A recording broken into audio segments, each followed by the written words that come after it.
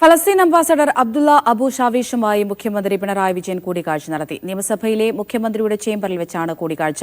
കേരളം ഇന്നും ഫലസ്തീൻ ജനതയ്ക്കൊപ്പമാണെന്ന് മുഖ്യമന്ത്രി പറഞ്ഞു. ഇസ്രായേലി അധിനിവേശവും ഫലസ്തീൻ ഇന്ന് നേരിടുന്ന പ്രശ്നങ്ങളും അംബാസഡർ വിശദീകരിച്ചു.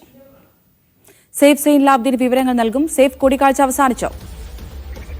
അതെ, കേരളത്തിൽ ഇന്ന് കേരള മീഡിയ അക്കാദമി ഒരു ഫലസ്തീൻ ഐക്യദാർഢ്യ പരിപാടി സംഘടിപ്പിക്കുന്നുണ്ടായിരുന്നു. അമൃത, അതിൽ പങ്കെടുക്കാൻ വേണ്ടിയാണ് ഫലസ്തീൻ അംബാസഡറായ അബ്ദുള്ള അബു ഷാവേഷ് കേരളത്തിലെത്തിയത്. മുഖ്യമന്ത്രി പിണറായി വിജയനെ നിയമസഭയിലെ ചേംബറിൽ വെച്ചാണ് കണ്ടത്. കേരളം എന്നും ഫലസ്തീൻ ജനതയ്ക്കൊപ്പമാണ് എന്ന് മുഖ്യമന്ത്രി ഫലസ്തീൻ അംബാസഡറോട് പറഞ്ഞു.